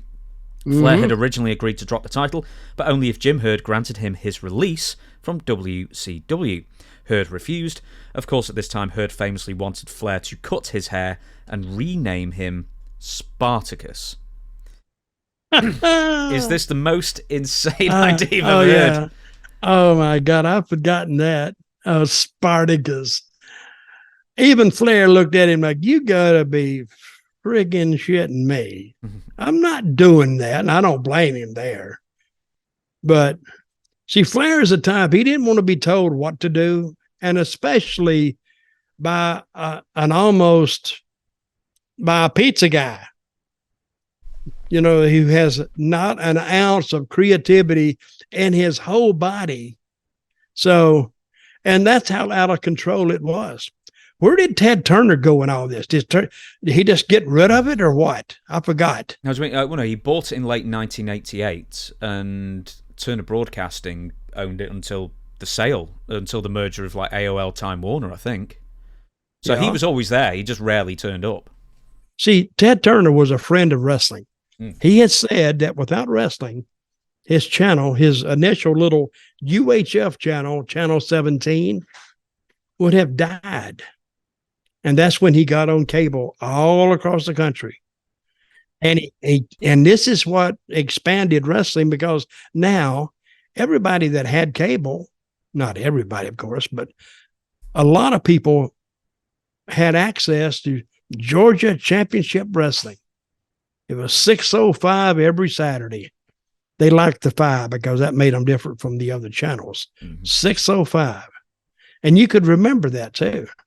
And he has said without wrestling, his whole thing would have failed. It wouldn't have made it. It paid the bills, he said. So he said, and he always liked wrestling anyway. He was a friend of wrestling. And I've told the story. He used to come into the station and meet everybody. And he brought Sophia Loren and a few more actresses through there just to show that he was showing them what he had. And all of a sudden I had a bunch of wrestlers getting dressed here. That's the wrestlers. And, you know, but he had a hell of a thing going. And to imagine that a guy that came out of the blue like Ted Turner and had a vision for the future, he was a genius. He really was. And you could talk to him. He would stand out there and you could actually go up to him and say, hey, can I ask you something? And he would stand there and talk to you. He wasn't unapproachable. That's what I'll say about him. And it's probably one of the keys to his success. Just going back to Ric Flair becoming Spartacus, apparently, apart from the hair cutting, Jim Herd also wanted him to wear a diamond earring. I forgot to mention that. Oh, well, here he is, the short blonde-haired Spartacus with the diamond earring. Yeah. Notice the earring. I don't get it. Did you actually hear that at the time, or is that something that's just come out? No, I heard the Spartacus. I heard the hair cutting, which the hair was Flair's deal anyway. The blonde hair, ponytail at the time. It was the longest it ever was. So that would have been a big deal if it went. Well, I was hearing things like bits and pieces. I didn't care anyway. Some of that backstage stuff, it didn't affect me. I just wanted to go to work and just leave me alone. Whatever they did, they did. Now, you may know this, but if you don't, we'll just move on. Jim Cornette quits the booking committee in April after the Midnight Express were approved and agreed to join the Four Horsemen. This is 1990 still, with an on-screen angle taking place. Jim Herd then cancels the idea and Midnight Express's push, leading to Cornette quitting the booking committee. Do you remember this? No, I don't remember this, but I do remember Cornette bitching about it. Everybody knew about it. Oh, how stupid they were. And I'm thinking, Jimmy, maybe you shouldn't air this in public so much. But he didn't give a crap. I think he wanted to get fired, to tell you the truth. And he was going about it the best way. And they didn't fire him. So he said, well, hell, I guess I got to fire myself. And so he quit. Now, obviously, the Midnight Express doesn't join the Four Horsemen. But Barry Windham in May joins the Four Horsemen, wearing heel sunglasses. And then the same month, Sid joins the Four Horsemen. He's wearing a tuxedo. And then he cuts a promo on Robocop. Yeah. Did you meet Robocop? I never met Robocop. I've got it to you. Why don't we have a look? Yeah, I want to see it. I've seen him. Not Robocop, but I mean Sid. One sec. All right, here we go. Go on, Dutch. What was up? No, look at Jim Ross. He fit right in the middle of them. The befuddled announcer. Come on in here. Just when everybody thought it couldn't get any better, take a look. This is going to be the edition, the brand new edition. Now we are at full strength. And if anybody has any doubt about what the Horsemen can do, take a look at the man that's going to take care of Robocop. Looks stupider in a tuxedo. I'm 6'9", 320 pounds. I am the real man of steel in the NWA, and you better learn to like it. What an addition! It's full strength. I don't want to be around the 6'9". Can you believe it? Flair takes Luger, the Horseman takes Sting, and the bucket of bolts goes to Sid Vicious. Tell him about it, Barry. We have amassed. I've got the exact same sunglasses as Barry Windham. The true powers of professional wrestling right here. And with the big man on our side, we can't lose. Luger, Sting, it's the end. You may as well give up, because from now on, we dominate professional wrestling. Okay, we could watch that for longer, but there you go. So just so you could see Sid Vicious in a tuxedo. It was just worth seeing, wasn't it? That was actually a pretty good promo. No, they were all really good. Yeah, that would interest me in seeing it. What, against Robocop? Well, we'll get to Robocop. I would have to see that. We'll get to Robocop. Next thing that I would like to ask you is Eddie Gilbert ends up having an argument with Ric Flair soon after. Basically, Ric Flair leaves the booking committee, which leads to Eddie quitting WCW entirely. Have I asked you this? What was the heat between Ric Flair and Eddie Gilbert? I don't know. It could probably be, I don't know. I will move on. Rick is not, I think Eddie had some ideas that Rick probably didn't like, and they started having words. And because I think Eddie always wanted to be a booker, always. He brought out some things at one point, or it's been brought out, that he would write imaginary cards down when he was a kid. And he'd put them in the Mid-South. He was from Jackson, Tennessee. So they would always be, the Mid-South Coliseum, and he would write the whole card out. And he didn't have the little bitty toy wrestlers in those days. He would just visualize them in his head, and he'd write them down. But he always wanted to be a booker. So in my mind, probably him and Rick got in an argument, and then it turned personal. And then it just fell apart completely. Now, Flag 1991 has asked, which tag team does Dutch like more, the Ding Dongs or the Hunchbacks? That is a hell of a choice. I would like, I like both of them, actually. I like both of them equally. They're equal to each other.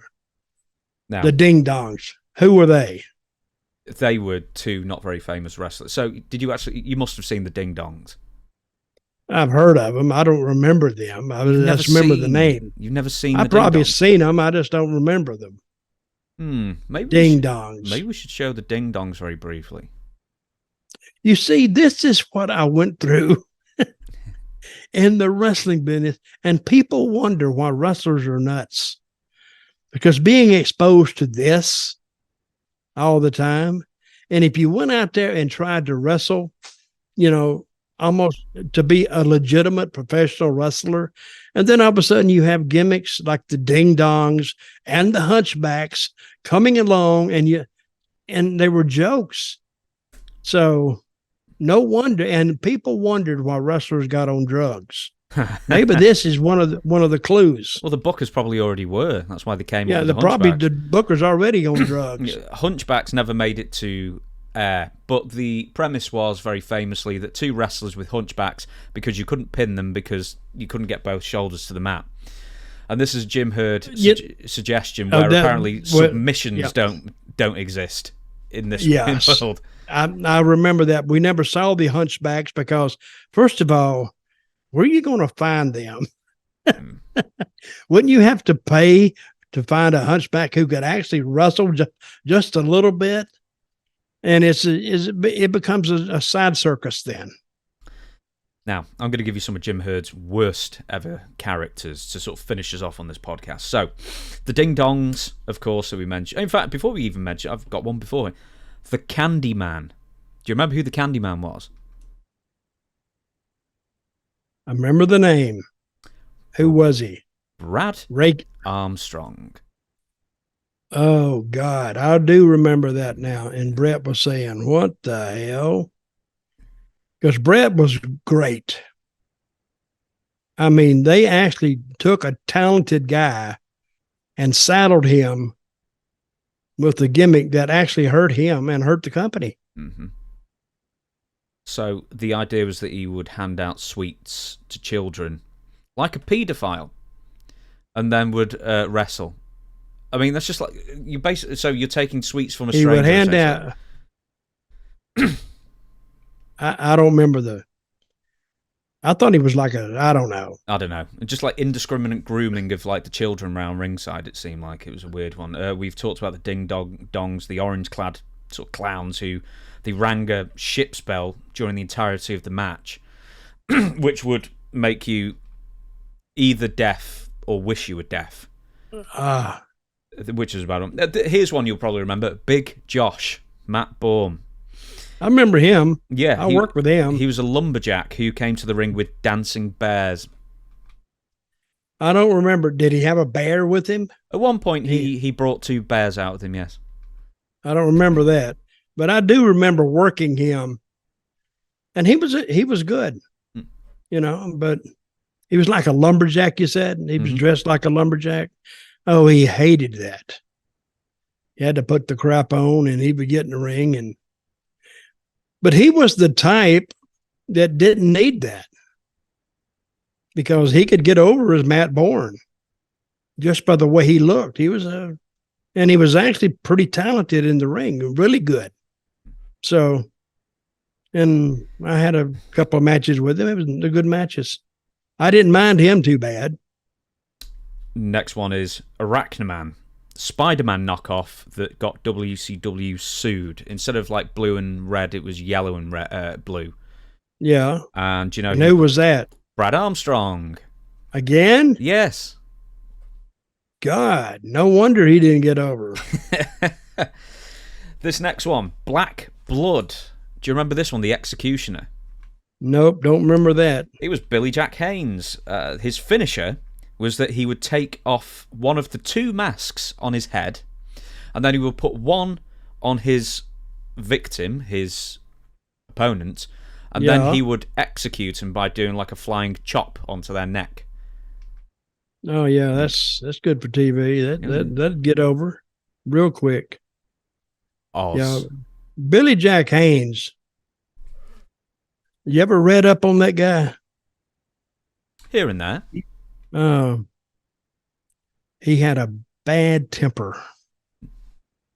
So I remember one guy, he would go to the towns and he wanted to rib him one day. And I forgot. And it was me and Black Bart. We were talking to him. He said, I'm going to put it on Billy Jack Haynes. And we went, no, don't do that. Because Billy Jack Haynes would have cleaned, I forgot what it was, but it was some kind of rib. It's supposed to have been funny, but Billy Jack Haynes wouldn't have found any humor in it at all. And he may have just beat the crap out of that guy because he was a little bit strange. Even back then? Yeah. But he was like, I don't know. He was a little bit off a little bit. Did you know Billy in like Florida or anywhere beforehand? I think he was there the last 2 weeks when I came in, and then he was leaving when Dusty took everybody. He was on, and I asked him to stay because he looked great and he was over. That's another one Dusty took when he left and to leave. And then Dory Funk came in. He didn't stay about a month or two, and then I came in. With With that being said, any more stories about Billy Jack Haynes going crazy? I mean, what were the rumours about Billy at the time? Because you must have known not to rib him. Well, I had heard stories that he was in Oregon and he would take, I think, something about guns.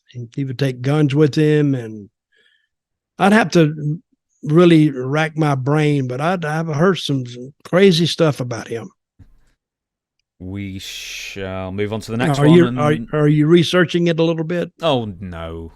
There's probably too much to tell you. Oz. The all-powerful Oz. Oz. I don't remember Oz. Yes, you do. As in the Wizard of. Yeah, I remember the Wizard of Oz. But we had an Oz? Kevin Nash. Clad in green. God almighty. Horrible. And then he had a partner one time. And I forgot what that team was called. Oh, it was Al Green. I can't remember the other one. But Al Green was his partner. The Master Blasters. Oh, my God. And boy, he would get in the dressing room and he would say this. Oh, he was just starting out, too. And he didn't like it. And I don't blame him. And was that a Flair deal? I think that's probably a Jim Herd. It might have even been a Kevin Sullivan thing, but it's probably a Jim Herd. If it was a Kevin Sullivan thing, they probably was trying to rib. They knew that the life of these certain gimmicks didn't have a long shelf life, and they made just the rib guys to send them out there. Because that was kind of popular back in the time. Do you know, it may have been a thing because Turner obviously owned a back catalogue of classic films. And, of course, The Wizard of Oz would have been one of those that I think was under the Turner umbrella. So maybe they wanted to do a character based on that. Could have been. How much did Ted Turner have to do with it? I don't think anything. No, day-to-day booking, very little, I imagine. No. Next one. And I had to listen. Oh, yeah. I was having a pretty good day till you brought all this crap up. You say and that now I'm every thinking. time. You say that every week when I turn up. Really? Oh, I'm sorry. I was having a good day. But I had forgotten.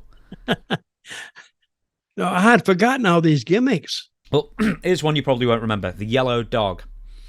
Brian Pillman under a mask. It's the same thing as, Texas Dirt or the Midnight Rider or something like that, where it's obviously Brian Pillman. Speak with a little bit of reverence about Texas Dirt. Texas Dirt. From Dirt, Texas. From Dirt, Texas. We'll talk about Texas Dirt. That was a well thought out gimmick. Brian Pillman got in trouble as the Yellow Dog because he was facing Mark Mero, who was Johnny B. Bad, and into the camera Pillman said, "He isn't Johnny B. Bad. I think he's Johnny B. Gay." Yeah, and that got some problems for WCW, who had to make an immediate on-air apology for that one. They even 20-something odd, 30 years ago, they apologized for it. Yeah. I'm going to run through the rest of these. Stop me if you want to mention anything of these, but there is Norman the Lunatic and Trucker Norm. I think you faced Norman the Lunatic, in fact, when you were... I did, and horrible gimmick. Oh, I was in one. Go on. The Desperados. The Desperados we have there, but we're going to be going more in depth on the Desperados. God. But that wasn't an Ole idea. I mean, that wasn't a Jim Hurt idea. That was an Ole idea. No, that was a Dusty idea. That was Dusty's idea. And this is one of my favorite sayings. It was dead on arrival. Because we took three guys, me, Black Bart, and Randy Colley, put us together as three bumbling ass cowboys. They couldn't figure out. We were looking for Stan Hansen. Sometimes Stan Hansen would be in the same dressing room and the same card as we were on, but yet we were so stupid, we couldn't figure that out in a house show. People would say, "Our Stan Hansen, what do you got to tell him?" And we kept wanting to meet. And finally, Stan Hansen had more sense than any of us.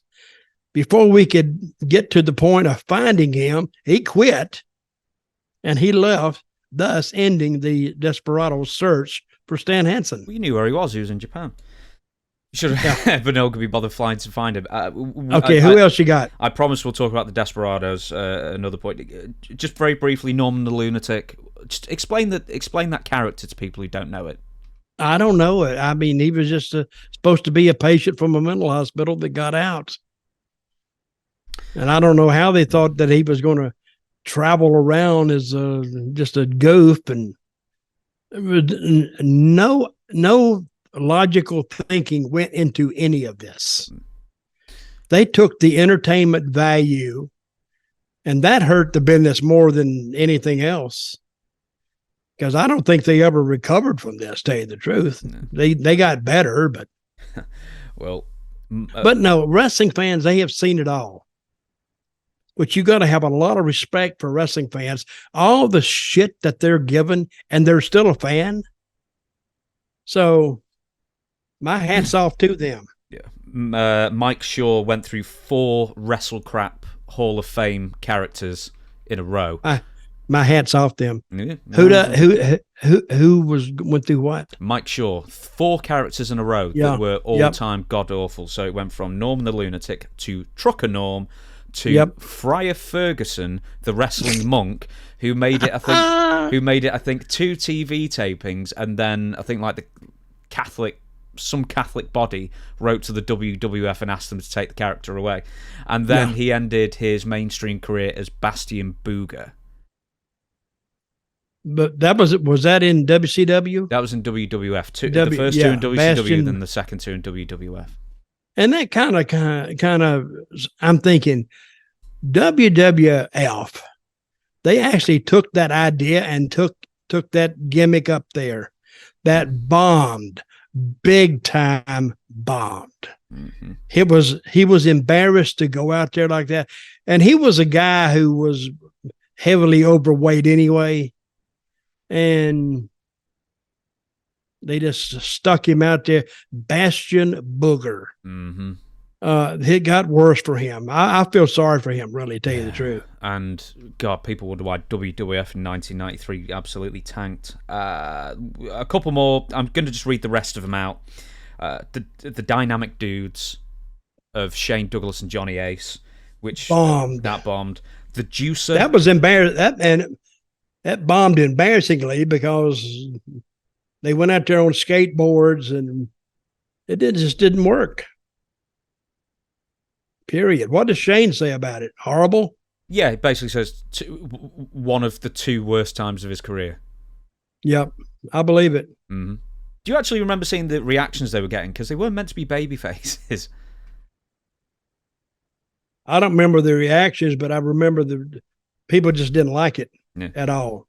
So we've got the Dynamic Dudes, we've got the Desperados that we mentioned, the Juicer Art Bar, who was meant to be a Beetlejuice ripoff, and then more to the point, they had to fire him immediately when they found out that he'd been convicted of rape in Oregon. And guess who had to work with him? You? Yep. I went out there, and to tell you the truth, we didn't have a bad match. Art Barr, rape or no rape, was actually a good worker. Mm. He really was. He ended up going to Mexico where they don't give a crap. Did you know this at the time when you were wrestling him? Was there any murmurs of this happening, or that this had happened? I don't think so. I really don't. But so I was wrestling a future. This had already happened for Beetlejuice when I wrestled him, right? This happened the year beforehand. Yeah. So I'm working with a convicted felon. Mm. Hey, I had a lawsuit. He could have tried to rape me. What the hell? You probably weren't his type. Well, that's not the point. I'm trying to get a lawsuit here. I'm trying to get something I can sue him. No, WCW. I wonder, has the statute of limitations, has it gone that can I sue him now? For 2 reasons, putting me in harm's way. For 2 reasons, probably not. WCW doesn't exist, and Art Bar didn't do anything illegal to you.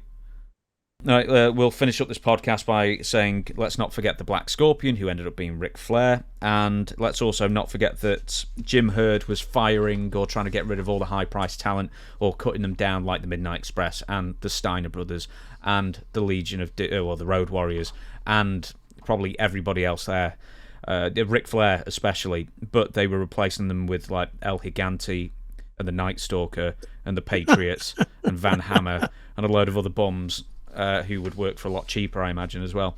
And Jim Herd's cancelled ideas. I didn't have that match that you were thinking of, but the Spartacus thing that we said before, the Hunchbacks that we said before, the Desperados, because the angle was just cancelled because Stan Hansen left. And of course, George South told me this one, and we'll finish on this, is that Jim Herd actually booked, and they actually debuted on a house show, a team, I think either called the Gangsters, or they were meant to be like old style, you know, with a Tommy gun in the violin case kind of gangsters. And at the end of the match, or the beginning of the match, I forget, they got the guns out that looked very realistic and started firing them into the crowd. They were fake. That would have got over. Yeah. Oh, yeah. They were fake guns, but somehow they thought that was a good idea to basically fire either fake bullets or just pretend to do it into the crowd. And yeah. Now, since you got me talking about Jim Herd, how long was he there? 80, I don't know, maybe 3 years or something. God, way too much time. That pizza got stale. Let me say one thing about wrestling, and I've said this for years and years and years. You could do everything you want to do to this business. You can expose it. It's been exposed.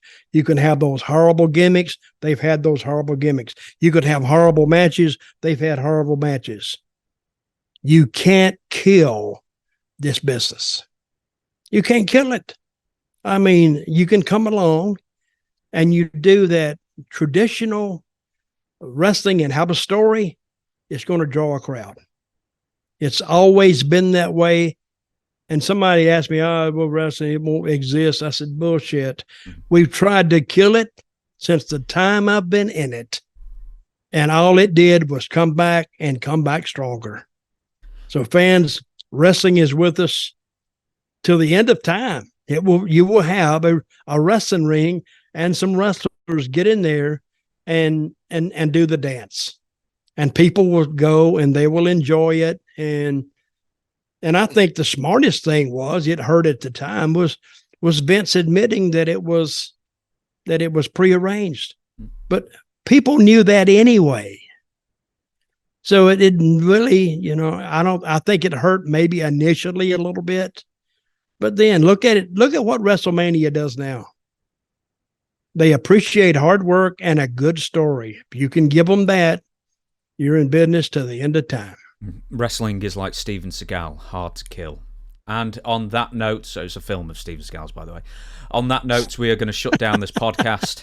And thank you very much, everybody, for watching. If you want to submit a question for our regular Tuesday show, Ask Dutch Anything, you go to questionsfordutch@gmail.com and submit your question there. But for now, Dutch, thank you very much for entertaining us, and we the people.